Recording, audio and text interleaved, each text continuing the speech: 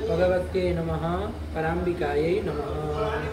चलो कौन सूत्र आया बाबू? कर्तृकरणे कृता बहुलम, कर्तृकरणे कृता बहुलम। देखो कितने पौधे बाबू? कर्तृकरणे कहाँ? सप्तमी में हो जाए। सप्तमी वचनांतम, कृता इति तृतीय वचनांतम, बहुलम इति प्रथम वचनांतम। यही तो कर लेंगे, ठीक हुआ। कर्तृकरणे सप्तमी है ना, तो इसमें कर लो बाबू। कर्ता च करणम च, कर्ता च करणम च इति कर्तृकरणम। कौन समास कर रहा है? ये समाहार द्वंद्व, समाहार द्वंद्व कर रहा है। अरे समाहार द्वंद्व में एक वचन नपुंसकलिंग हो जाता है, तो है। कर्तृकरणम और तस्मिन कर्तृकरणे आया कि नहीं? और उसको अलग निकाल लोगे तो कर्तरी करणे ऐसे निकल जाएगा। चलो तो यही कर लिया, कर्तृकरणे। तो ये सप्तमी है ना, अर्थ बता रहा है ना। तो चलो क्या लिख रहे हैं पहले पढ़ लो इसको, फिर देखिए क्या क्या है। कर्तरीकरणे च तृतीया कृदंतेन बहुलम प्रागवत आया कि नहीं है? चलो शॉर्ट में लिख देते हैं, लेकिन ध्यान बनाओ कैसे अर्थ बनाना है ना हमको। तो ध्यान से अनुवृत्ति लाके करो, वही सब अनुवृत्ति आ ही जाएगी, है ना। किसकी किसकी? सह सुबह आ जाएगा, सुबह मंत्रित से शुभ आ जाएगा। और उसमें शुभ में तो दंत विधि कर लोगे ना, तो सुबंतम उधर सुबह से ये बन जाएगा। फिर समास का अधिकार आ जाएगा, और तत्पुरुष का भी आ जाएगा, है ना। वह विभाषा का अधिकार भी आ जाएगा, ये सब आ जाएगा। और ऊपर वाले सूत्र से तृतीया भी ले आना। तृतीया पद है ना, वहाँ से तृतीया की भी अनुवृत्ति आ जाएगी, तो ले आना। तो तृतीया भी प्रत्यय ग्रहण है, तो तदंत ग्रहण कर ही लोगे तो क्या बन जाएगा? ये कर लो। अब जोड़ा जाए सबको आपस में, तो तृतीयांतम कौन? उसके साथ सुबंतम और समर्थम कह दोगे, तो तृतीयांतम समर्थम सुबंतम समस्यते। किसके साथ समस्यते? तो सूत्र में कहा है बाबू कृता। क्या कहा है? कृता का है ना। तो कृता मतलब जानते हो? कृत का कृता, तो कृत प्रत्यय, तो कृत प्रत्यय जान ही रहे हो, पढ़ ही चुके हो। तो वो भी प्रत्यय है ना, कृत प्रत्यय ग्रहण है, तदंत ग्रहणम आया ना, तो हो जाएगा। तो कृदंतेन क्या बन जाएगा? कृदंतेन सुबंतेन सह वा समस्यते सच तत्पुरुषः। बन तो गया। कितने में बन गया? कि तृतीयांतम समर्थम सुबंतम कृदंतेन समर्थेन सुबंतेन सह वा समस्यते सच तत्पुरुषः। आया कि नहीं आया? और इधर वा न कह के, क्योंकि सूत्र में बहुलम कहा है ना बाबू। बहुलम का क्या कहा है? बहुलम का है, इसलिए बहुलम ही कह देना जी, है ना। अरे वाह न कह के बहुलम ही कह दो, सूत्र में बहुलम का है ना। तो क्या बना लोगे? तृतीयांतम समर्थम सुबंतम कृदंतेन समर्थेन सुबंतेन सह बहुलम समस्यते सच तत्पुरुषः। बन गया, आया ना। अब बस खाली जोड़ना रह गया, किसको? कर्तृकरणे, है ना। तो उसी को जोड़ा है इन्होंने। क्या जोड़ा? कर्तरीकरणे च तृतीया। ये कहा ना कि वो जो तृतीयांत आपका है ना, तृतीयांत आपने कहा ना, तो तृतीया जो है वो किस अर्थ में होनी चाहिए? कर्ता अर्थ में होनी चाहिए, अथवा तो करण अर्थ में होनी चाहिए।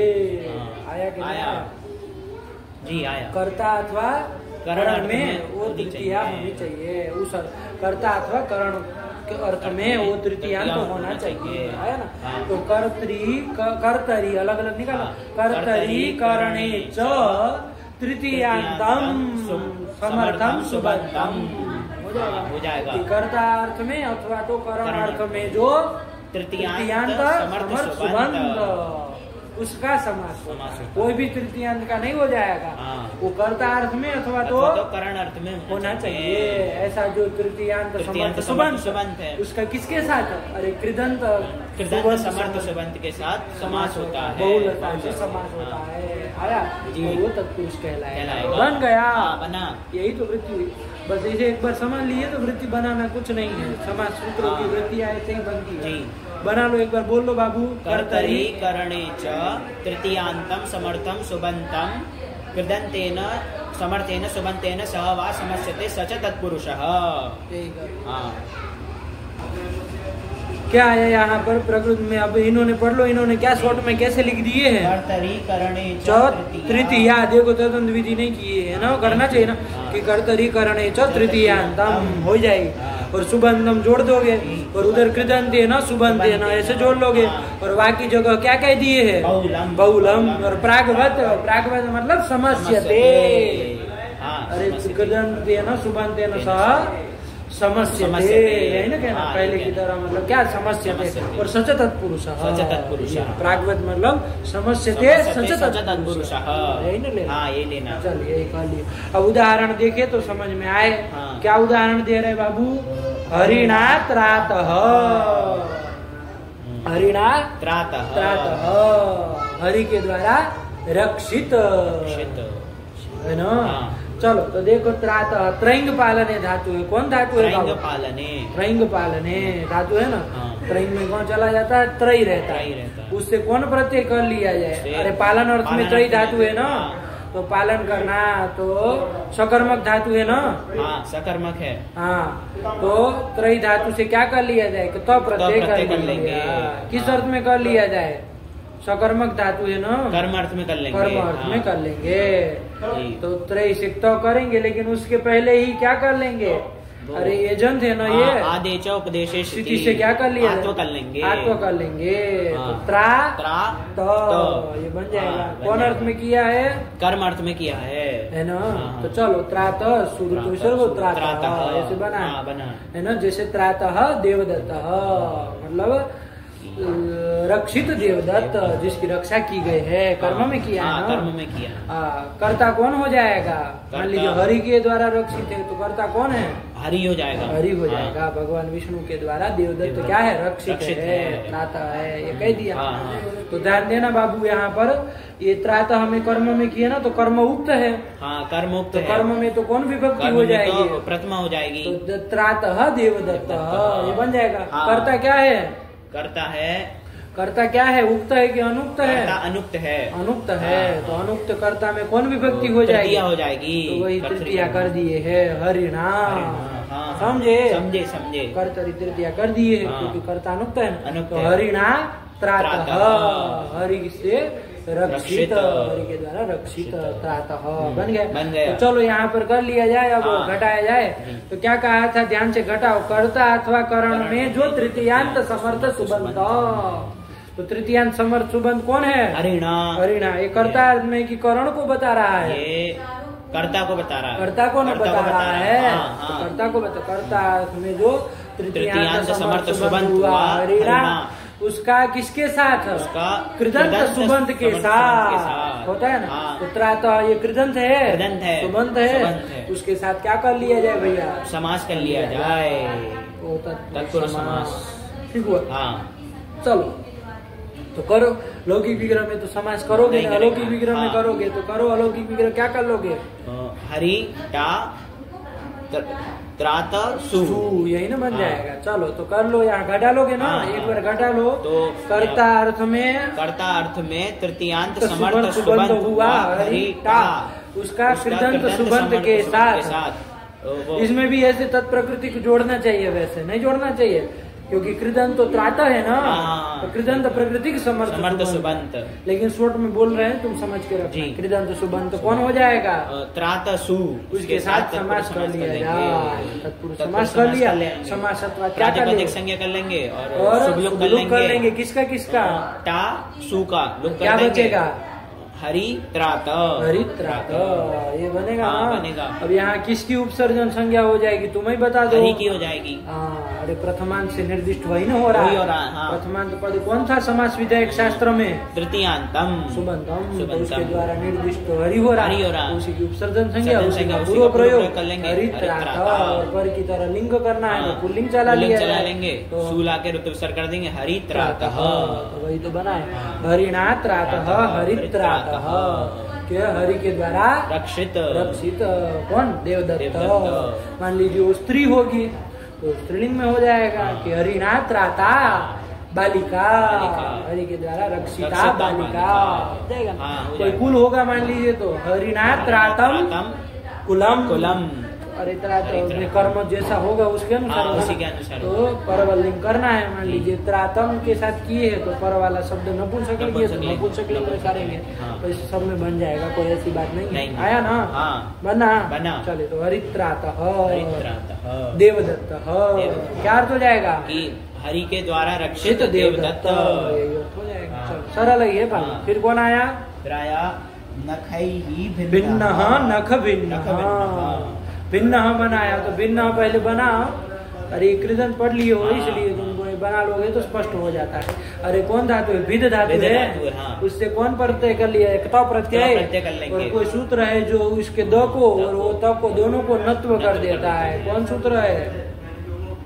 अरे पढ़े थे ना नत्व करने वाला लंबा चौड़ा सूत्र। रदाभ्याम निष्ठा तो नह पूर्वस्य च दह। अरे रेफ और दकार से परे निष्ठा तकार को नकार होता है और निष्ठा के अपेक्षा पूर्व में जो दकार है उसको भी नकार होता है। तो भिद तो था तो त को भी न कर लिया निष्ठा तकार को और उसके अपेक्षा पूर्व में भिद का द था उसको भी नकार कर लिए। भिन्न बनाए थे ना, भिन्न चिन्ह नहीं बनाए थे वही तो भिन्न भिन्न मतलब अलग। अलग किया हुआ। आया ना? चलो तो नख ही भिन्न नख के द्वारा अलग किया हुआ जो व्रीहि धान होता है ना, नख के द्वारा मान लीजिए उसका छिलका निकाल दिया गया है तो अलग कर दिया है ना। तो नख ही भिन्न व्रीहि। आया कि नहीं? किसके द्वारा? कौन कर रहा है? तो देवदत्त कर रहा है। देवदत्त नख के द्वारा क्या कर रहा है? नख के द्वारा व्रीहि का भेदन कर रहा है ना, मतलब उसको छिलके निकाल रहा है। आया कि नहीं? तो चलो तो यहाँ पर हमको ये सब क्या बताना है? हमको ये बताना है मुख्य रूप से कि ये नख क्या है? नख क्या है तुम्हारा? करता है? नहीं, कर्म है। कर्म है। नख को भेदन कर दे रहा है। नहीं करण है। करण है ना? अरे कर्म होता है। कर्म तो कौन होगा? कर्म होगा किसकी छिलका निकाला है? व्रीहि कर्म होगा। अरे व्रीहि को न भिन्न किया है छिलका निकाल के तो व्रीहि न कर्म होगा। अरे कर्म में प्रत्यय किया कर्म उक्त है उसमें प्रथमा हो गई भिन्न व्रीहि ये कर लिए। तो नख क्या है आपका? यहाँ करण है। कर्ता कौन है? कर्ता है हमारा देवदत्त। तो अभी उससे हमें कोई मतलब नहीं, हमको करण में दिखाना है। आया कि नहीं? तो नख ही नख के द्वारा भिन्न अलग किया हुआ है ना, जो व्रीहि वगैरह जो भी है कोई भी हो सकता है। तो नख ही भिन्न अलौकिक विग्रह किया जाए करो। अलौकिक विग्रह बाबू क्या कर लोगे? नख भिष और भिन्न सु ये कर लोगे। अब यहाँ ये सूत्र समास कर देगा कि नहीं कर देगा? कटा लो। कौन तृतीयांत सुबंध किस अर्थ में? करता अथवा करण में होना चाहिए। यहाँ कौन अर्थ में? करण अर्थ में है। करण में जो तृतीयांत समर्थ सुबंध कौन हुआ? नख भिष उसका कृदंत सुबंध के साथ भिन्न सु के साथ समास हो जाएगा और वो तत्पुरुष समास होगा। नहीं आया? ठीक हुआ। अरे वो कर्ता का उदाहरण पहला वाला था, ये करण तृतीयांत इसका उदाहरण है। चलो आया? तो चलो कर लो समास क्या कर लेंगे? संज्ञा कर लेंगे, शुभ लोग कर लेंगे और नख की उपसर्जन संज्ञा उसका पूर्व प्रयोग नख भिन्न ये कर लेंगे। नख भिन्न ये बन जाएगा। और भिन्न पर लिंग कर लोगे पुल्लिंग। अब ये सब तुम लगा ही लोगे और सु लाके विसर्ग क्या बन जाएगा? नख भिन्न तो वही तो बनाया। नखैर भिन्न बराबर नख भिन्न नख के द्वारा भिन्न अलग हुआ। जो व्रीहि वगैरह जिस जो भी होगा उसको कह देंगे। चलो आ गया? आया। नख भिन्न। ठीक। फिर अब देखो बाबू ये लग गया ना? लगा। दोनों उदाहरण आए। क्या सूत्र का अर्थ कर दिए? एक बार बोलो। सूत्र हो गया कर्तरीकरणे कृता बहुलम। क्या अर्थ कर दिए? कर्तरीकरणे च तृतीयांतम समर्थम सुबंतम कृदंतेन समर्थेन सुबंतेन सह वा समस्यते स च तत्पुरुषः। क्या हो जाएगा? कर्ता अथवा करण अर्थक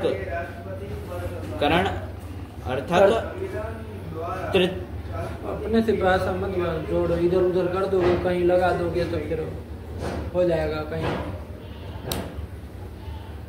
कर्ता अथवा करण अर्थ में तृतीयांत समर्थ सुबंत का कृदंत समर्थ सुबंत के साथ समास होता है और वो समास तत्पुरुष समास होता है। ध्यान से यार, तुम किसको कहाँ जोड़ रहे हो, तुम्हारे बोलने से नहीं समझ में आता है। बात वही बोल रहे हो, तुम समझ भी गए हो, लेकिन तुम्हारे बोलने से भ्रम पैदा हो रहा है, तो दूसरा निकल रहा है अर्थ। इसलिए ध्यान से बोलो सही से, क्या किसके साथ किसको जोड़ा उसके साथ उसको रख के बोलो ना। कि कर्ता अथवा करण अर्थ में तृतीयांत समर्थ सुबंत। अब ऐसे रुक रुक के बोलोगे, हमको क्या समझ में नहीं समझ में आ रहा है इसको मतलब। तो बोलो ना अर्थ को, जब अर्थ जान ली हो, क्या अर्थ समझो, सरल ही है, तुम खाली तुम पचने में पढ़ते हो इस तरह से बोल। कर्ता अथवा करण अर्थ में जो तृतीयांत सुबंत है, हाँ। उसका हाँ, ऐसे थोड़ा तोड़ देने से वो स्पष्ट होता है कि क्या किसको जोड़ रहे हो।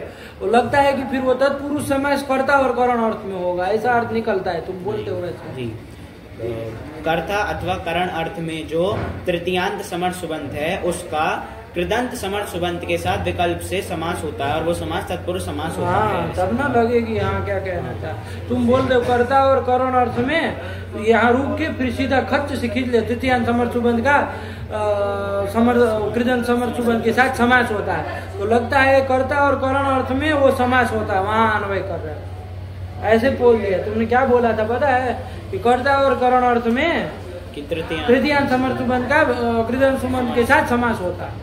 अब देखो ये कहाँ जाके जुड़ा समास, खाली तुमने पोज एक खाली गलत दिया तो कहीं का कहीं चला गया। तो फिर इसीलिए कह रहे हैं ना, तो या तो ध्यान से रुको कि कर्ता और करण अर्थ में तोड़ दोगे तो स्पष्ट हो जाएगा कि कर्ता और करण अर्थ में जो तृतीयांत समर्थ सुबंत उसका कृदंत समर्थ सुबंत के साथ विकल्प से समास होता है। देखो अब नहीं ना गया इधर, तुमको समझ में आएगा। बात वही है, पंक्ति तो वैसे ही बोली जाएगी, यदि तोड़ोगे नहीं तो बोला तो वैसे ही जाएगा। लेकिन वो तुम खाली एक पोज गलत जगह ले रहे हो तो अर्थ कहीं का कहीं चला जा रहा है ना। यदि वहां रुक दे ना तो एक साथ बोलते तो भी चल जाता कि कर्ता और करण अर्थ में तृतीयांत सुबंत का कृदंत समर्थ सुबंत के साथ समास होता है। ऐसा तुम करे नहीं, उधर यहाँ पोज लेके फिर खच्च से खींच लिए पूरी लाइन, तो ये चला गया लास्ट में समस्या थे, वैसे अनर्थ हो जाता है। चलो हो गया ना, हुआ। चल तो कोई नहीं, 2 उदाहरण दे दिए, हरिणात्रातः हरित्रातः और नखैर भिन्न नख भिन्न, ये दे दिया। अब देखो आगे एक ठो, अब देखो परिभाषा आ रही है ना, कोई परिभाषा आ रही है, लेकिन क्या आ रही है, कृद ग्रहणे गतिकारक पूर्वस्यापि ग्रहणम, आया ना। तो चलो इस परिभाषा को तब समझी जब कोई अव्यवस्था हो तब ना। अरे अव्यवस्थायाम व्यवस्थाकारिणी परिभाषा, तो कोई अव्यवस्था हो रही होगी तभी ना व्यवस्था करेगी। तो देखा जाए पहले आगे क्या उदाहरण दे रहे हैं, नख निर्भिन्न। हाँ ये कर दिया, कोई नहीं तो कर लो, क्या कर लोगे, नखई ही निर्भिन्न। हाँ अरे भिन्न में निर उपसर्ग जोड़ दिया और कुछ काम थोड़ी नहीं किया, तो नखई ही निर्भिन्न। हाँ अर्थ वही हो जाएगा कि नख के द्वारा निर्भिन्न अलग किया हुआ, तो निर जोड़ दिया, मान लीजिए अच्छे से अलग किया हुआ, कोई फर्क नहीं ना पड़ जाएगा निर जोड़ देने, लेकिन उपसर्ग जोड़ा है, आया। अब देखो यहाँ पर ध्यान से बाबू, नखई ही निर्भिन्न होगा, यहाँ पर समास होगा कि नहीं होगा, विचार करो। तो क्या है तुम्हारा अर्थ, घटाओ। करण अर्थ में ये आपका तृतीयांत तो है कि नहीं है, है नखई ही है, नखई है, करण तो वो है ही, आया ना। लेकिन उसका समास किसके साथ कहा था, उसका समास कृदंत समर्थ सुबंत के साथ, कृदंत के साथ में कहा था। कृदंत के साथ, तो कृदंत यहाँ बाबू निर्भिन्न में कौन है, कृदंत कृत प्रत्यय किससे किया है, विद धातु से। तो कृदंत तो बाबू भिन्न है ना, भिन्न है, निर्भिन्न नहीं ना है कृदंत, समझ में आ रहा है। अरे भिन्न तो कृदंत कह सकते हैं, भिन्न। अरे कृदंत मतलब क्या, अरे कृत प्रत्यय जिससे किया गया है, ऐसे सीधा ना कृत है अंत में जिसके, तो निर्भिन्न भी कृदंत नहीं है।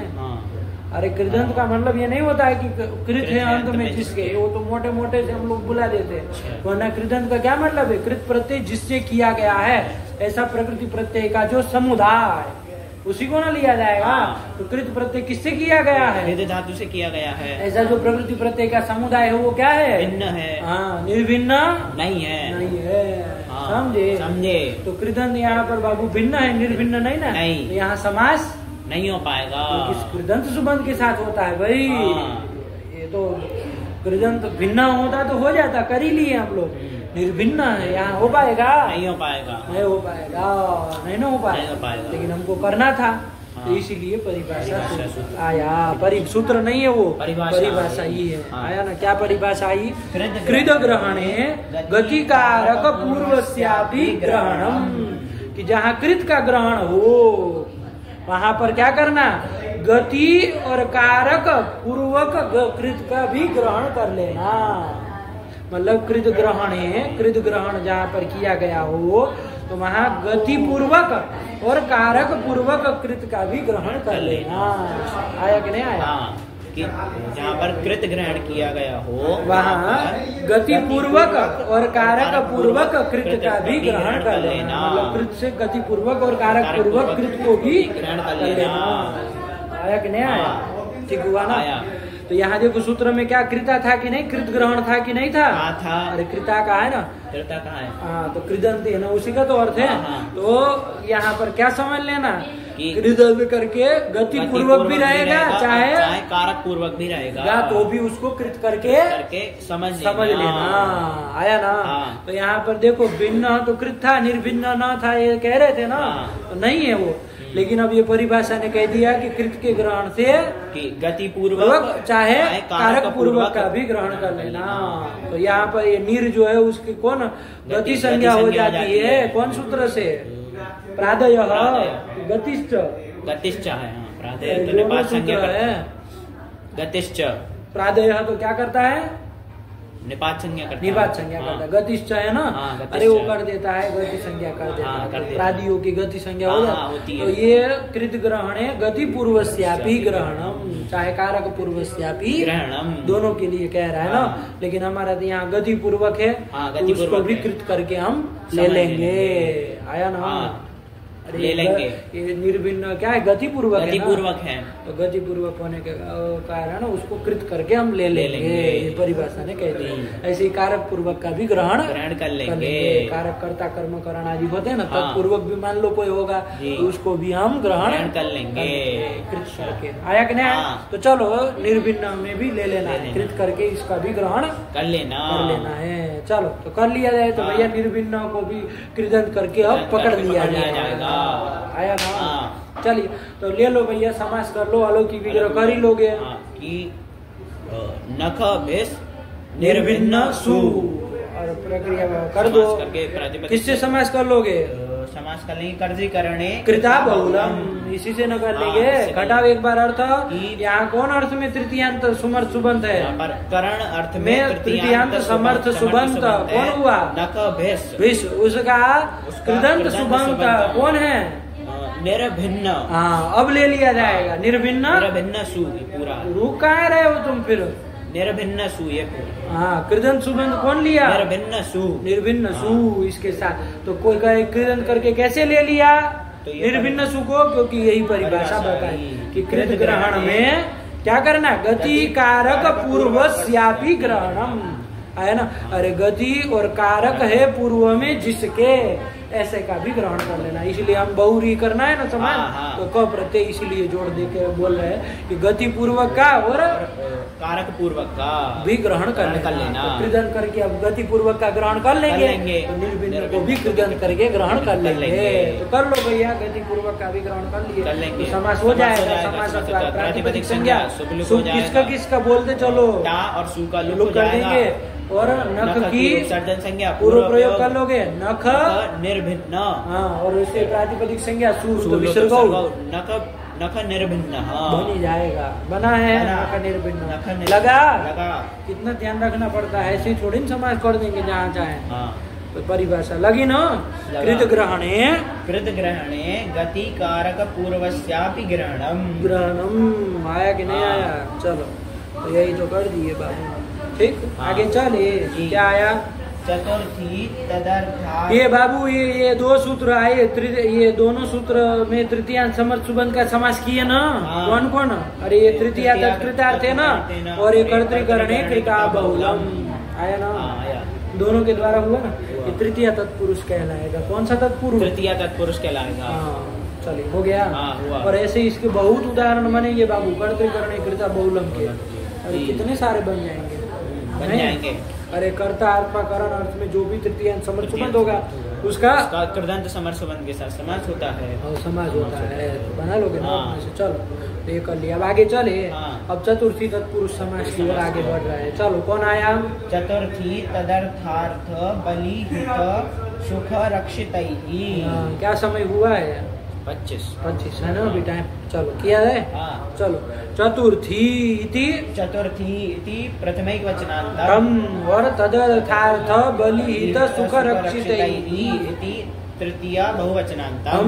तो हमको प्रथमांत मिल जाए और तृतीयांत मिल जाए तो अर्थ तो हम लोग कर ही लेंगे। नहीं कर लिया जाए तो चलो चतुर्थी से क्या समझा जाता है? चतुर्थी मतलब क्या होता है?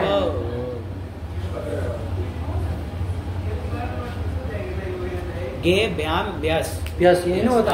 प्रत्येक ग्रहण है, प्रत्येक ग्रहण है तदंत ग्रहण आया ना। तो तदंत का ग्रहण कर लो तो चतुर्थ्यंतम आया ना। ऊपर से सुपामन के परांगवत स्वरे से सुख की अनुवृत्ति आ जाएगी, तदंत विधि हो जाएगी। तो क्या कर लोगे? तो चतुर्थ्यंतम समर्थम सुबंतम बन गया। उसका समास होता है किसके साथ? तो रक्षित ही कहा है ना। तो सुपा को लाए हो तदंत विधि कर लोगे, बहुवचन भी कर लोगे। तो क्या बन जाएगा कि तदर्थार्थ बलि हित सुख रक्षितैहि समर्थैहि सुबन्तैहि सह वा समस्यते सच तत्पुरुषः। बन तो गया, नहीं आया। क्या बोलो? चतुर्थ्यंतम समर्थम सुबंतम तदर्थार्थ बलि हित सुख रक्षितैहि समर्थैहि सुबन्तैहि सह वा समस्यते सच तत्पुरुषः। बन गया। क्या समस्या? कोई समस्या नहीं। चल आ गया। अब इसमें क्या क्या है भाई? ये बहुत सारे शब्द आए रक्षितैहि तक, है ना। कौन कौन ले रहे? तो सबसे पहले तदर्थ। क्या है? तदर्थ। फिर अर्थ, बलि, हित, सुख और रक्षित। कितने हो गए? 6 हो गए। तो इन 6 सुबंधों के साथ क्या होता है? चतुर्थ्यंत समर्थ सुबंध का समास होता है और वो तत्पुरुष समास कहलाएगा। समझ में आया? सरल ही है। इसमें तदर्थ को बाबू थोड़ा स्पष्ट करना पड़ेगा, है ना। तदर्थ मतलब क्या? बाकी आगे में कोई दिक्कत नहीं है। अरे अर्थ सुबंध के साथ, बलि सुबंध के साथ, हित सुबंध के साथ, सुख सुबंध और रक्षित सुबंध के साथ चतुर्थ्यंत का समास होता है। तो सीधे इसके समास हो जाएगा उन शब्दों के साथ, आया। लेकिन तदर्थों को थोड़ा समझना। सबसे पहला जो है ना उसी को क्या है तदर्थ का वो तो ध्यान रखना। तदर्थ मतलब क्या बाबू? तस्मै इदम इति तदर्थम। तस्मै इदम इति तदर्थम। उसके लिए यह कोई पदार्थ है, आया कि नहीं आया? उसको कहेंगे तदर्थ। तो उसके लिए तो किसके लिए? किसके लिए? तो चतुर्थ्यंतार्थ के लिए। अरे उसी के तत्कृत की तरह थोड़ा बहुत है, आया ना। अरे जैसे वहाँ तत् आया था तो तत् से तृतीयांतार्थ लिया था ना। यहाँ पर भी तत् करके किसको लेना? तृतीयांत क्यों लोगे? यहाँ थोड़ी ना, तो चतुर्थ्यंतार्थ को लेंगे, आया ना। तो वही तो चतुर्थ्यंतार्थ के लिए, चतुर्थ्यंत कोई पद हुआ, उसके लिए जो पदार्थ है उसको कहेंगे तदर्थ, है ना। आया ना। जैसे एक उदाहरण देखे तो देख ले, समझ में आ जाएगा। देखो क्या उदाहरण दे रहे हैं। यूपाय दारू, यूप दारू बना रहे हैं। यूपाय दारू। तो यूपाय, यूप जानते हो? यूप मतलब खंभा, लकड़ी का खंभा होता है ना, तो उस खंभे को कहेंगे यूप। और उसके लिए दारू, दारू मतलब लकड़ी। वो खंभे के लिए, अरे खंभे बनाने के लिए लकड़ी लगती है ना, और उसी को काट पीट करके उसको खंभा बनाया जाता है। तो उस लकड़ी के लिए कह रहा है कि यूपाय दारू के ये यूप के लिए मतलब खंभे के लिए लकड़ी है, आया कि नहीं। तो यूपाय दारू ये कह दिया। अब यहाँ पर ध्यान देना, यूपाय ये क्या है? चतुर्थ्यंत है ना? चतुर्थ्यंत कौन है? यूपाय। इसका जो अर्थ क्या है? इसका अर्थ खंबा। खंबा आया कि नहीं? तो चतुर्थ्यंत अर्थ हुआ खंबा। और उसके लिए ये लकड़ी है कि नहीं है? है, उसके लिए लकड़ी। हाँ, तो ये क्या हुई? लकड़ी जो हुई वो तदर्थ हुई। क्या हुई? तदर्थ हुई। तदर्थ हुई। तदर्थ मतलब तस्मै इदम। तस्मै इदम मतलब उसके लिए ये। तो किसके लिए ये? तो चतुर्थ्यंतार्थ के लिए। आया कि नहीं? आया। तो चतुर्थ्यंतार्थ क्या हुआ? खंबा हुआ। उसके लिए ये लकड़ी है। आया कि नहीं? तो लकड़ी के साथ तो करेंगे नहीं समास। पदवाचक जो सुबंत उसके साथ करेंगे। आया। इसी तरह से करना है। ठीक हुआ? देखो इन्होंने थोड़ा कर दिए, इसी तरह से किया। क्या किया? वृत्ति पढ़ो अब। चतुर्थ्यंतार्थाय यत लगा रहे। आया ना? कि चतुर्थ्यंतार्थ के लिए जो है ना?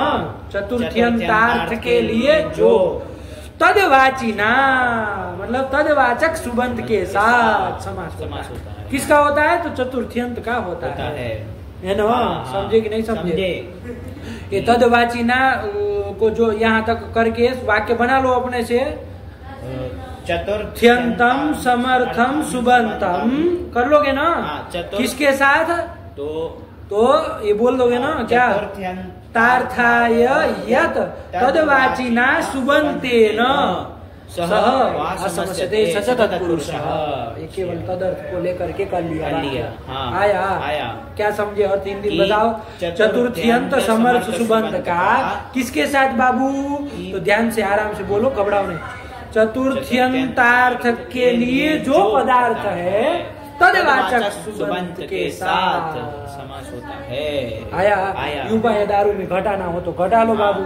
तो यूपाय दारू। यहाँ पर चतुर्थ्यंत समर्थ सुबंत कौन है? यूपाय। इसका समास होगा। किसके साथ होगा? तो ये से के साथ तदर्थ के साथ होगा। तो क्या कह रहे हैं? स्पष्ट घटाओ। तो चतुर्थ्यंतार्थ के लिए जो। तो पहले तो चतुर्थ्यंत को पकड़ो। चतुर्थ्यंत कौन है? यूपाय। उसका अर्थ क्या है? खंबा। आया कि नहीं? तो खंबा। उसके लिए जो पदार्थ कौन है? वो पदार्थ लकड़ी पदार्थ है ना? उसके साथ समान नहीं करना। तो तदवाचक जो सुबंत कौन है? वो दारू। तो उसके साथ समास कर लेना। बना। चलो ये करना है। ठीक हुआ ना? सरल है ये, कुछ नहीं है बाबू। बस खाली ध्यान रखो तत् से चतुर्थ्यंतार्थ को लिए और उसके लिए जो अर्थ है पदार्थ है उसके साथ नहीं, तदवाचक सुबंध के साथ समास होता है। किसका? वो चतुर्थ्यंत समर्थ सुबंध का। तो चलो दारू के साथ कर लिया जाए ना? तो अलौकिक विग्रह में समास करोगे ना? लौकिक में थोड़ी करोगे। अलौकिक विग्रह बोलो। यूप दारू सु। ये दारू शब्द लकड़ी का वाचक है ना? देखो क्या नपुंसक लिंग किया है ना? दारू। अरे पुल्लिंग होता तो दारू बनता ना, लेकिन दारू कह रहे नपु मधु की तरह चला रहे तो नपुंसक लिंग है। ध्यान रखना। ठीक हुआ? यूपज्ञ दारू सु ये कर लिया और समास कर लिया जाए। इसका एक बार घटाओ जरा तो समझ में आए। चतुर्थ्यंत समर्थ सुबंध हुआ गे। उसका किसके साथ? तो इसके साथ घटाओ। चतुर्थ्यंतार्थ के लिए जो तदवाचक सुबंध के साथ। आया कि नहीं? तो घटा के बोलो। चतुर्थ्यंतार्थ कौन है? चतुर्थ्यंतार्थ है हमारा खंबा। उसके लिए जो पदार्थ, क्या पदार्थ है? लकड़ी। तदवाचक सुबंध कौन है? दारू। उसके साथ समास होता है। आया ना? ठीक हुआ? तो चलो समास करो ना भैया। कर लेंगे। तत्पुरुष समास कहलाएगा। समास प्रातिपदिक संज्ञा और किस किस सुख का लुक कर ले? और सु का लुक। टा कहाँ आया फिर? इसीलिए न पूछते हैं हम। गे और सु का। गे और सु का लुक कर दिए। क्या बचा? यूप दारू। तुम्हें बता दो यहाँ पर उपसर्जन संज्ञा किसकी होगी? यूपा की होगी। अरे प्रथमांत निर्दिष्ट यही ना है। तो चलो यूप की उपसर्जन संज्ञा, उसका पूर्व प्रयोग यूप दारू ये बन जाएगा। और लिंग किसकी तरह? पर्वत में करना है। तो पर में कौन है? दारू है। वो किस लिंग में था? नपुंसक लिंग में था। नपुंसक लिंग में चलेगा। यूप दारू। और उससे क्या लाएंगे? सु लाएंगे। सु का क्या कर देंगे? से लुक कर देंगे। तो क्या रूप बन जाएगा? यूपा दारू। वही तो बनाया है। यूपाय दारू बराबर यूप दारू। क्या अर्थ हो जाएगा? कि खंबे के लिए लकड़ी। लकड़ी, ये तो हो जाएगा बना। ठीक, और शेष में कोई दिक्कत नहीं है बाबू, वहाँ तो सीधे अर्थ वगैरह जो है ना आगे, उसमें तो सीधा अर्थ कर लो अपने से। क्या कर लोगे बाबू कि चतुर्थ्यंतम सुबंतम अर्थादि भी ही। हाँ, अर्थादि भी ही। अरे अर्थादि कितने हो जाएंगे? ये हो जाएंगे 5 हो जाएंगे। तो अर्थादि भी ही पंच भी ही सुबंत ही सह समस्यते कर लेंगे कि चतुर्थ्यंत समर्थ सुबंध का अर्थ आदि जो 5 सुबंध है समर्थ सुबंध, उसके साथ क्या कर लोगे? समास कर लेंगे तत्पुरुष। ये तो बन ही जाएगा।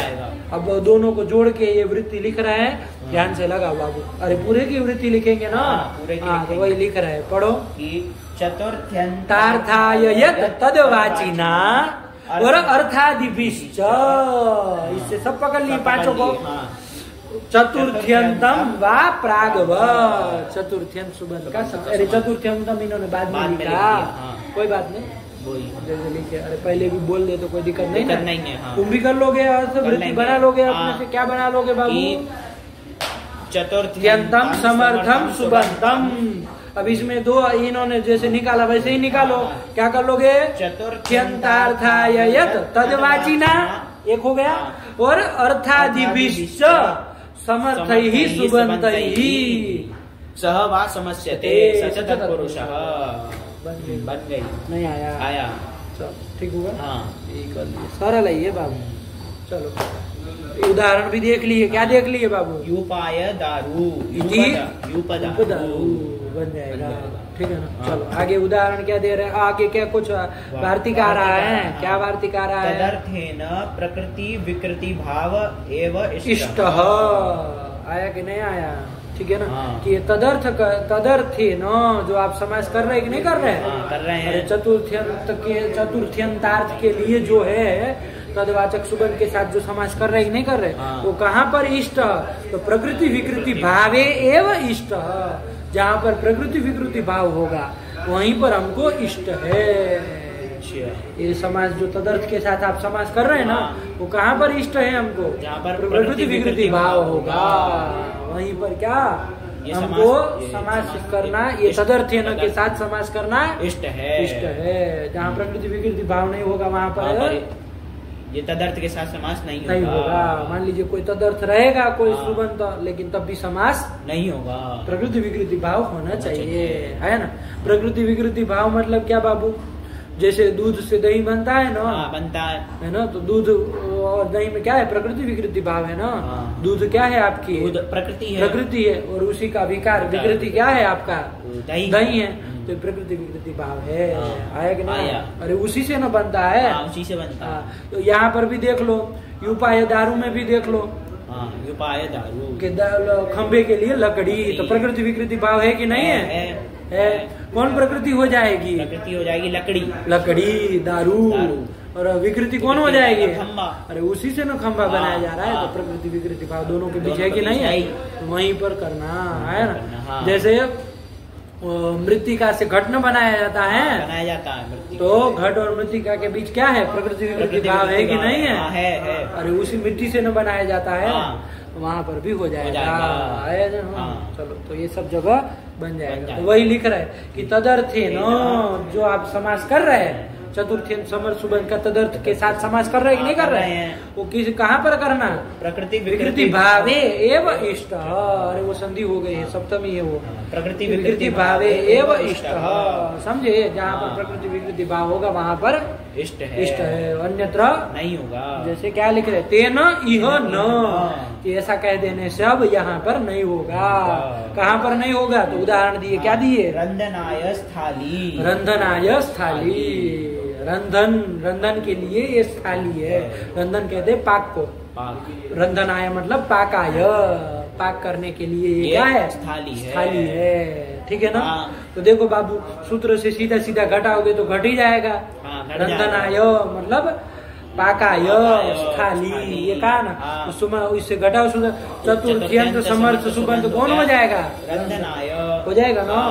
उसका किसके साथ करना? तदर्थ के साथ। तदर्थ मतलब क्या कहा है? ध्यान से घटाओ। चतुर्थ्यंतार्थ के लिए जो तदवाचक, ये लेना है। तो घटाओ चतुर्थ्यंत थ्यंत क्या है? चतुर्थ्यंत क्या है पहले ये बोलो। चतुर्थ्यंत है रंधनाय। उसका अर्थ क्या है? पकाना। पकाना, पाक क्रिया, उसी को ना बताना। तो चतुर्थ्यंत अर्थ हुआ पाक। उसके लिए जो, तो उसके लिए ही ना थाली है, उसी के वो लिए पात्र जो है वो उसी के लिए है ना। तो उसके लिए जो पात्र है ना, तदवाचक संबंध कौन हुआ? थाली। थाली हो गया कि नहीं हो गया? तो उसके साथ समर्थ सुबंध के साथ समास हो जाना चाहिए, होना चाहिए। लेकिन वार्तिक ने आगे क्या कह दिया कि तदर्थ के साथ जो समास होगा वो कहाँ पर होगा? जहाँ पर प्रकृति विकृति भाव होगा, वहीं पर होगा। तो अब यहाँ पर नहीं होगा। क्यों नहीं होगा? क्योंकि पाक और ये थाली में प्रकृति विकृति भाव है क्या? थाली थोड़ी ना पाक हो जा रही है। नहीं, थाली खुद नहीं पाक हो जा रही है। जैसे वो लकड़ी न फोड़ करके उसको खंबा बनाया जा रहा था, मिट्टी को ही ना उसको पानी वानी सब मिला के उसी से गड़ा बनाया जा रहा था। ऐसे थाली से ही, थाली को ही नहीं ना पाक हो जा रही है। नहीं आया कि नहीं आया? वो रंधन के लिए है, लेकिन यहाँ पर प्रकृति विकृति भाव नहीं है, इसलिए यहाँ पर अब समास नहीं होगा। वरना तो सूत्र से मिल ही जा रहा था, नहीं मिल रहा था। अरे चतुर्थ्यंतार्थ के लिए ही न है, चतुर्थ्यंतार्थ के लिए ही ना वो पात्र है। तो तदवाचक सुबंध के साथ हो जाना चाहिए, लेकिन नहीं होगा। क्यों? क्योंकि यहाँ पर प्रकृति विकृति भाव नहीं है, इसलिए नहीं होगा। तो अलग अलग ही रहेगा। तो क्या वाक्य रहेगा? रंधनाय थाली की पाकाय थाली, ये थाली जो है वो पाक के लिए है। हो जाएगा, हो जाएगा। ठीक हो गया? नहीं बना? ये हो गया, इसका काम खत्म। कर लोगे? तो तदर्थ का एक अलग वाक्य बना के जरा अर्थ कर लो। तो जरा कैसे कर लोगे? चतुर्थ्यंतम समर्थम सुबंतम। चतुर्थ्यंता, यदि सूत्र से सीधा कहे तो ऐसे ही निकल जाएगा। तदर्थ है न सुबंत है न सह समस्यते, यही ना आएगा। लेकिन तदर्थ को थोड़ा स्पष्ट करना पड़ेगा, नहीं करना पड़ेगा कि भाई तदर्थ मतलब क्या? तो उसके लिए लंबा चौड़ा थोड़ा लिखना पड़ेगा, वरना तो सीधा सीधा क्या कर लेंगे? तदर्थ है न सुबंत है न सह समस्यते, यही कर लेंगे। लेकिन तदर्थ को स्पष्ट करके थोड़ा जोड़ के वाक्य बनाओ कि चतुर्थ्यंतम समर्थम सुबंतम। किसके साथ जोड़ दो? चतुर्थ्यंतार्थाय यत् तद्वाचिना सुबंतेन सह वा समस्यते सच तत्पुरुषः बन जाएगा। और दूसरा वाला तो ऐसे जोड़ के बना ही लोगे सबके साथ। क्या बना लोगे? चतुर्थ्यंतम समर्थम सुबंतम अर्थादिभिः सुबंतैः। अब चूंकि बहुवचन है, 5 है तो बहुवचन न कर लिया जाए। अर्थादिभिः सुबंतैः सह वा समस्यते सच तत्पुरुषः बन जाएगा। अलग अलग करने से क्या हो जाएगा? अलग करने की जरूरत नहीं है, एक ही वाक्य में सब निकल जाएगा। लेकिन अलग करने से स्पष्ट हो जाएगा, क्योंकि तदर्थ थोड़ा व्याख्या सापेक्ष है। आया ना? थोड़ी इसको स्पष्ट करना जरूरी है। उसकी तरह सीधा सीधा नहीं ना है। अरे तदर्थ शब्दों के साथ नहीं करना है। तदर्थ से क्या लेना है? तो तस्मै इदम, कि उसके लिए ये उसको कहा जाए। उसके लिए तो किसके लिए? तो चतुर्थ्यंतार्थ के लिए जो, तो उससे भी अभी पदार्थ ही आ रहा है। पदार्थ तदवाचक फिर गुण ले जाना पड़ेगा, सुबंध के साथ ले जाना है। तो आया ना? चलो इस तरह से करना है। हो गया? और ये वार्तिक भी आ गया, वो भी लग ही गया। अब आगे चले। अब क्या उदाहरण देखना है भाई? अब तो सीधे सीधे देखना है ना कि चतुर्थ्यंत समर्थ सुबंध का किसके साथ?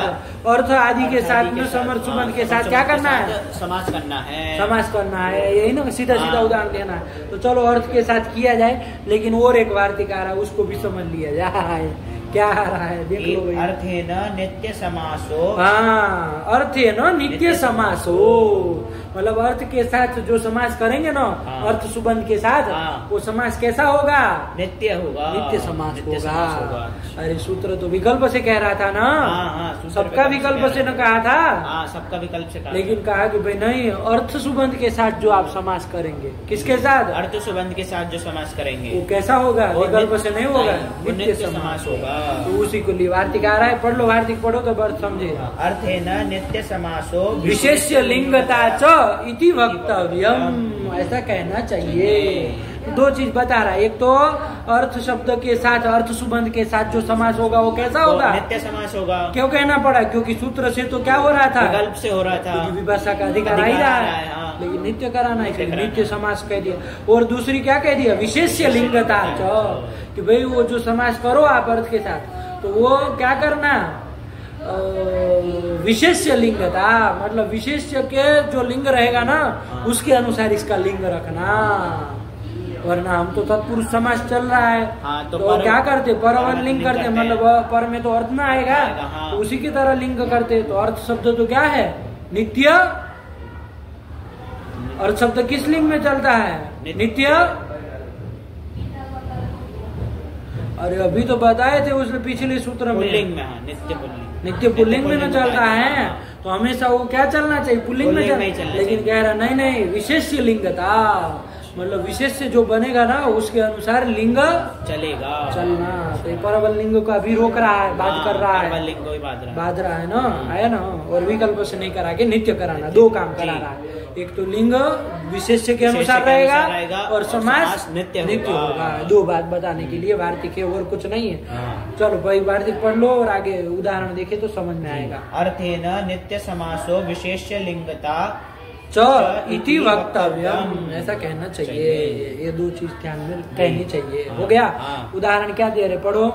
द्विजार्थः सुपः, द्विजार्थः, ठीक है ना, ये बना है द्विजार्थ। तो करो, इसमें समास में करना है। तो ये कौन सा चल रहा है, चतुर्थ्यंत समर्थ सुबंध का किसके साथ करना है, अर्थ सुबंध के साथ करना है ना। तो करो, यहाँ पर क्या करोगे, द्विजाय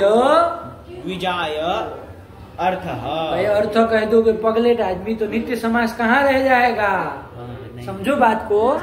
इसलिए तुमको बुलाया, हमको पता था अभी बोलेगा अर्थ। अरे द्विजाय यदि अर्थ कह दोगे तो कहाँ नित्य समास रह गया, नित्य समास नहीं। अरे ये तो तुम स्वपद विग्रह कर रहे हो, आया कि नहीं आया। या तो विग्रह ही नहीं करो, या तो विग्रह ही नहीं, या तो विग्रह करो तो अश्वपद विग्रह करो, स्वपद विग्रह करो, तब न नित्य समास होगा। तो ध्यान रखो, इसलिए अर्थ नहीं बोल। द्विजाय अयम, द्विजाय अयम, कि द्विज के लिए यह तो क्या है, सुप है ना, सुप को बोला ना, सुप मतलब दाल। तो द्विजाय अयम, तो द्विज के लिए ये सूप। तो द्विजाय अयम, ये लौकिक विग्रह करेंगे। क्या करेंगे, द्विजाय अयम, ये अलौकिक विग्रह, लौकिक विग्रह ये ना करेंगे। अलौकिक विग्रह किया जाए अब, तो अलौकिक विग्रह करो बाबू। द्विज गे अर्थ सु, ये अलौकिक विग्रह हो जाएगा, हो जाएगा। चलो, तो यहाँ पर देखो, अब घटाव अर्थ क्या कहा था, वो सूत्र को घटाओ। चतुर्थ्यंत समर्थ सुबंध कौन हुआ, द्विज गे, उसका अर्थ सुबंध के साथ कौन है, अर्थ सु, उसके साथ समास होता है। अब वार्तिक ने क्या बता दिया, नित्य होगा वो समास, और विशेष लिंगता होगी। विशेष जो है आपका उसके अनुसार लिंग करना, आया ना जी। तो समझ में आया, तो कर लिया जाए। चलो समास कर लिया, समास अथवा प्रातिपदिक संज्ञा कर लिया जाए। सब लोग कर लेंगे, किसका किसका, गे और सु का लोग कर देंगे। द्विज अर्थ, संधि कर ली जाए, दीर्घ कर लेंगे, द्विजार्थ ये कर लिया। अरे किसकी पहले वो देखना पड़ेगा ना, द्विज की न होगी, तो उसका पूर्व प्रयोग कर लेंगे, द्विजार्थ बन जाएगा संधि करके, द्विजार्थ। अब लिंग कौन सा रखा जाए, तो हम तो परवल लिंग करते हैं, तो यहाँ तो दिक्कत नहीं होती बाबू। अरे अर्थ पुल्लिंग होता है ना, तो पुल्लिंग में ही बनाना था, दिक्कत नहीं होती। लेकिन ध्यान रखना आगे दिक्कत हो जाएगी। तो ध्यान रखना किसके अनुसार लिंग करना है, वार्तिक ने क्या बताया, विशेष के अनुसार लिंग करना। विशेष कौन था, किसको विशेष बनाया है, तो वो पुल्लिंग है, इसलिए इसको ही पुल्लिंग में चलाएंगे। तो सु लाएंगे और उसको लाएंगे, उसको रुतविसर्ग कर देंगे, क्या बन जाएगा, द्विजार्थ, सुप।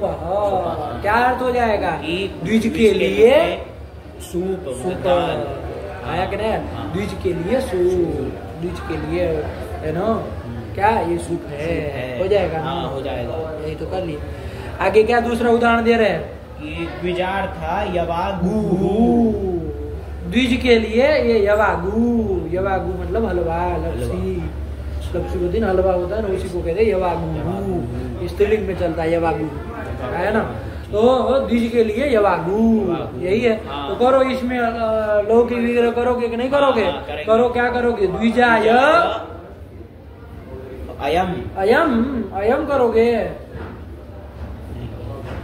अरे अयम किसको कह रहे हो, कि द्विज के लिए ये कौन, हलवा, तो ये स्त्रीलिंग है ना, तो अयम करोगे। नहीं तो अयम तो पुल्लिंग में बनता है, इदम शब्द का स्त्रीलिंग में क्या बनता है? यम। हाँ तो बोलो ना, द्विजाय यम, ये लौकिक विग्रह करोगे। क्या करोगे? द्विजाय यम। यम आया ना, चलिए अश्वपद विग्रह है ना, अश्वपद विग्रह है, क्योंकि समास तो अर्थ के साथ कर रहे हैं, लेकिन विग्रह यम के साथ दिखा रहा है, तो अश्वपद विग्रह है। चलो नित्य समास है ही, वो वार्तिक कह ही रहा था। तो द्विजाय यम बन गया, करो अलौकिक विग्रह द्विज अर्थ सु। हाँ वहाँ तो अलौकिक में तो अर्थ सु ही ना किया है, समास कर लो, सब कर लो, द्विजार्थ बन जाएगा। अब लिंग देखो, ये वार्तिक विशेष लिंगता नहीं कहता, तो हम कौन परवल लिंग करते हैं, तो पर में कौन शब्द है? अर्थ, वो नित्य पुल्लिंग होता है, तो द्विजार्थ कैसे चलता? नहीं चल पाता। कैसे चलाते? वो पुल्लिंग में चलाते, क्या बनता? द्विजार्थ यवागुहु, ऐसा न बनने जाता, ये बनने जाता। तो लेकिन वार्तिक ने क्या कहा कि भैया विशेष्य के अनुसार लिंग करना, तो विशेष्य कौन है हमारा? यवागु हलवा है ना, वो क्या है? स्त्रीलिंग में चला है, तो इसलिए इसको भी स्त्रीलिंग में करेंगे, समझे? विशेष लिंगता लगा कि नहीं लगा? ध्यान रखना। तो विशेष के अनुसार लिंग कर लिया, स्त्रीलिंग कर लिया, तो कोई नहीं द्विजार्थ है, उस स्त्रीत्व की विवक्षा में क्या कर लोगे? कर लेंगे, कर लेंगे, दीर्घ कर लेंगे, द्विजार्था सु लाएंगे, सु का हल्का जी लोग कर दोगे, तो द्विजार्था यवागु के द्विज के लिए ये यवागु लपसी हलवा आया। चलो ये बना दिए, आगे क्या दे रहे हैं? फिर द्विजार्थम पयः, अरे पयः दुग्धम नपुंसकलिंग में चलता है, तो द्विज के लिए ये दुग्ध, जल को भी कह देते हैं। पयः मतलब दो अर्थ होते हैं, पयः का दूध भी अर्थ होता है, जल भी होता है। चलो हमें क्या करना है? पयः नपुंसकलिंग में चलता है, ध्यान रखना। तो द्विज के लिए ये, तो करो लौकिक विग्रह करो, द्विजाय इदम आया ना, अलौकिक विग्रह वही कर लोगे, क्या कर लोगे? द्विज गे अर्थ सु कर लिया जाए। और कौन सूत्र समास कर देगा? यही ना कर देगा, बोलो। चतुर्थी तदर्थार्थ बलि हित सुख रक्षित ही, बार बार सूत्र बोला करो समास करते समय, अरे है ना, तो जीवा पे चढ़ जाएगा। चलो तो करो यहाँ चतुर्थ्यंत समझ सुबंध कौन हुआ? द्विज गे ये हुआ, उसका किसके साथ? अर्थ सुबंध के साथ। कौन है वो? अर्थ सु है, उसके साथ समास कर लो। लेकिन वार्तिक ने क्या कहा? नित्य न समास। तो चलो तो आ ही गया, क्योंकि विग्रह हम वैसे दिखाए, समझ में आ ही गया अश्वपद विग्रह, और लिंग भी आगे ध्यान ही रखेंगे, ये वार्तिक भी साथ में ध्यान रखना। जब भी चतुर्थ्यंत समझ सुबंध का अर्थ के साथ समास करो, तो ये वार्तिक को ध्यान में रखना है ना, कि नित्य समास करना है और विशेष्य के अनुसार लिंग करना, दो बार ध्यान रखना। ठीक, चलिए तो अब करो बाबू यहाँ पर समास प्रातिपदिक संज्ञा सुलभ कर दी है, द्विज की उपसर्ग संज्ञा पूर्व प्रयोग दीर्घ कर लेंगे, द्विजार्थ, और चूंकि विशेष लिंगता कही है, यदि नहीं कहते तो क्या होता? तो पुल्लिंग में चलता, लेकिन विशेष लिंगता कही, विशेष आपका नपुंसक लिंग है, उसके अनुसार लिंग करोगे तो क्या हो जाएगा? नपुंसक लिंग। सु लाओगे, उसको हम कर लेंगे, पूर्व कर लेंगे, द्विजार्थम पयः, द्विज के लिए पय दुग्ध। 3 को उदाहरण दे दिए। तो चलो पढ़ लो एक बार, वार्तिक पढ़ो, 3 उदाहरण पढ़ो। अर्थेन नित्य समासो विशेष लिंगता च इति वक्तव्यम, लगा ना अर्थ वार्तिक का? क्या अर्थ हुआ कि चतुर्थ्यंत का जो अर्थ के साथ समास होगा वो नित्य समास होगा। क्यों कहना पड़ा? क्योंकि सूत्र से विकल्प से हो रहा था, नित्य करना है इसलिए बोले। और दूसरी क्या बताया? विशेष लिंगता। ये क्यों कहना पड़ा? क्योंकि क्या होने जा रहा था? क्योंकि मतलब पुल्लिंग में ही चलने जा रहा था, क्योंकि जो अर्थ शब्द है परवल लिंग करना है, तो अर्थ ही आएगा पर में, और अर्थ शब्द नित्य पुल्लिंग है, तो पुल्लिंग में ही चलता। ऐसा होने जा रहा था, ऐसा नहीं करना था, विशेष के अनुसार लिंग करना था, इसलिए दो बात बता रहा है। चलिए तो विशेष लिंगता चौथी वक्त हो गया, बहुत हो गया। चलो उदाहरण पढ़ लो। द्विजार्थः सूपः, द्विजार्था यवागुः, द्विजार्थम पयः। आया कि नहीं आया? ऐसे ही तो बन जाता है। अरे कितने हम लोग ये अर्थ के साथ बनाते हैं, है ना। भोजना, तो भोजन के लिए रोटी का है, रोटी है, तो क्या बन जाएगा? रोटी का है, तो ध्यान से बोलो। भोजनार्था रोटी का बन गया। भोजन के लिए मान लीजिए क्या है? ओदन। हाँ, भोजन के लिए ओदन है, तो क्या बन जाएगा? भोजनार्थः ओदन बन जाएगा ना।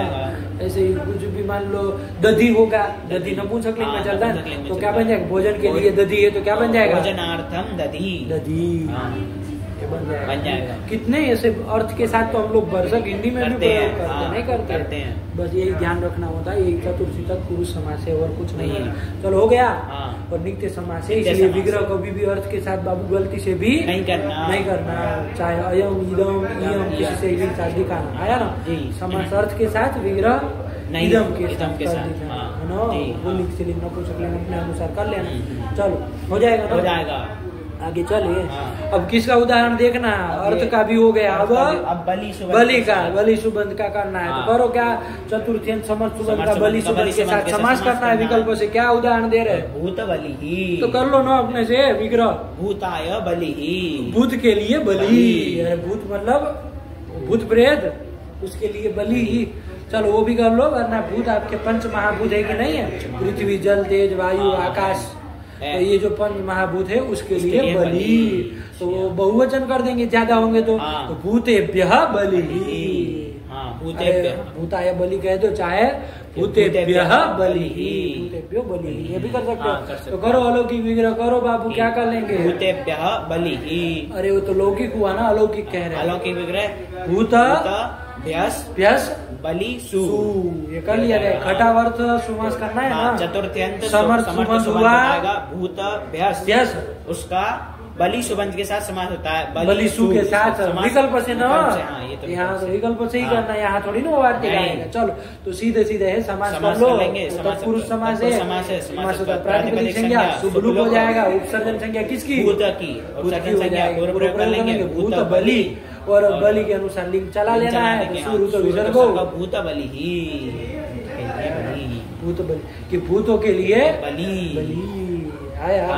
भूतों के लिए, भूत चाहे कोई भी पंच महाभूत ले लो, उसके लिए बलि दी जाती है ना। अरे भोजन करने से पहले बलि दी जाती है ना, वो रखते तो भूत बलि कहते हैं उसको। तो भूतेभ्यः बलि ही, भूत बलि, भूतों के लिए बलि।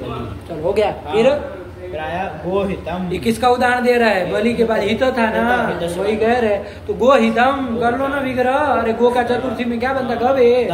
तो गवे हितम, अरे उसी को देख के चला लो ना, परवलिंगी। गवे हितम, ये गायों का हित, गायों का हित आया ना। गायों का हित, इष्ट हित है ना। तो गवे हितम करो, अलौकिक विग्रह कर लो। करेंगे गो गे हित सु, यही कर लिया। खटाओ तो चतुर्थ्यंत समर्थ सुबंध हुआ, गो गे, उसका हित सु के साथ समास कर लेंगे। समास तत्प्रातिपदिक संज्ञा, शुभ लोग कर लेंगे। गो की उपसर्जन संज्ञा, पूर्व प्रयोग गो हित, और हित नपुंसकलिंग है तो परवलिंग कर लिया जाए, कर लेंगे गो हितम बन गया कि गायों का हित, यही ना हो जाएगा। चल फिर अब हित का हो गया, किसका उदाहरण देना है अभी, सुख का सुबंध का दे रहे, क्या दे रहे, गो सुखम। तो बना लो विग्रह अपने से कर लो। गवे सुखम, अलौकिक विग्रह करो। गो गे सुख अम, सुख अम, सुख सु, सुही ना, वो तो नपुंसकलिंग है इसलिए सुखम बोले। अरे सुख सु न बोला जाए, द्वितीय थोड़ी ना, प्रथमांत ही ना। तो चतुर्थ्यंत समर्थ सुबंत हो जाएगा हमारा गो गे, इसका सुख सुबंत, सुख सु के साथ समास कर लेंगे। समास तत्प्रातिपदिक संज्ञा, शुभ लोग करेंगे। गो की उपसर्जन संज्ञा, पूर्व प्रयोग गो सुख, परवलिंग चलाएंगे तो सु अम पूर्व रूप गो सुखम, गो सुखम, गायों का सुख हो जाएगा। चलो फिर गो रक्षितम, गायों के लिए रक्षित जो घास आदि होता है ना, तो उसको कहेंगे गो रक्षितम। करो ना अलौकिक विग्रह, लौकिक विग्रह करो। लौकिक विग्रह गवे रक्षितम। अरे जब बहुत ज्यादा गाय होगी तो गोभ्य भी कह दे तो कोई दिक्कत नहीं है। अरे गोभ्य रक्षितम, गायों के लिए रक्षित जो घास फूस आदि होता है उनको खाने के लिए गुड़ आदि, उसको कह देंगे। आया ना, तो गोभ्य रक्षितम भी कर दो। अरे आना चाहिए इसीलिए बुला रहे, वरना गो गवे रक्षितम भी कर देते कोई दिक्कत नहीं। लेकिन ये नहीं कि बस खाली गे आ रहा है व्यस्त नहीं आ रहा है, ऐसा नहीं ना। अरे चतुर्थ्यंत का होता है तो चतुर्थ्यंत गे भी हो, गे अंत में हो, चाहे भ्याम अंत में हो, चाहे भ्यस अंत में हो, सब ना। चलो तो रक्षितम, तो गो भ्यस रक्षित सु। तो यहाँ पर चतुर्थ्यंत समर्थ सुबंध का रक्षित सुबंध के साथ समास कर लिया, तत्पुरुष समास कर लिया। और समासता प्रातिपदिक संज्ञा शुभ लोग कर लिया और गो की उपसर्जन संज्ञा पूर्व प्रयोग कर लेंगे। गो रक्षित और पर में है रक्षित, उसके अनुसार नपुंसकलिंग कर लेंगे तो सुअम करके गोरक्षितम, गाय के लिए रक्षित। तो ये तो गोरक्षित। अरे ये सब तो सरल है, इसमें कुछ है ही नहीं, आया ना। तो चलो बस उसमें थोड़ा ध्यान देना था, तदर्थ में और अर्थ में भी चूंकि एक वार्तिक आ गया इसलिए उसमें भी ध्यान देना। चलो सरल है ये। क्या एक बार सूत्र बोलो, वृत्ति बोलो बाबू, काम खत्म करो। चतुर्थी तदर्थार्थ बलिहित सुख रक्षित ही, क्या कर लिया? चतुर्थ्यंतार्थाय यत् तद्वाचिना अर्थादिभिश्च चतुर्थ्यंतम वा प्रागवत्। आया ना। ये तुम अपने से थोड़ा वृत्ति बना के बोल लो, तदर्थ्यन का अलग थोड़ा बना के बोल लो, या तो साथ में ही बोल लो, कोई दिक्कत नहीं आएगा, साथ में बोलो। चतुर्थ्यंतम समर्थम सुबंतम, किसके किसके साथ? तो ये पहले तदर्थ्यनों का व्याख्या कर दो और फिर अर्थादिभिश्च सुबंत ही बोल ही लोगे। कि चतुर्थ्यंतार्थाय यत् तद्वाचिना सुबंतेन, क्योंकि वो अकेला है ना, तो सुबंतेन और अर्थादिभिश्च सुबंत ही सह वा समस्यते सच तत्पुरुषः। सरल है ये। उदाहरण भी सब देख ही लिए बाबू, सारी बातें आई, लगाना कोई नहीं, सरल है ये। बन जाएगा ना। कितना समय हुआ? एक हो गया। चलो अब पंचमी भजनों से रखा जाए कि किया जाए, बता दूं क्या समझ हुआ? चलो रखो, इतना लगा के याद करके अच्छे से आओ, तो फिर पंचमी भजनों में चलते। अब ये चतुर्थी तत्पुरुष भी हो गया, पंचमी तत्पुरुष आगे आ रहा है। ठीक, चलिए। भगवती नमः, पराम्बिकायै नमः।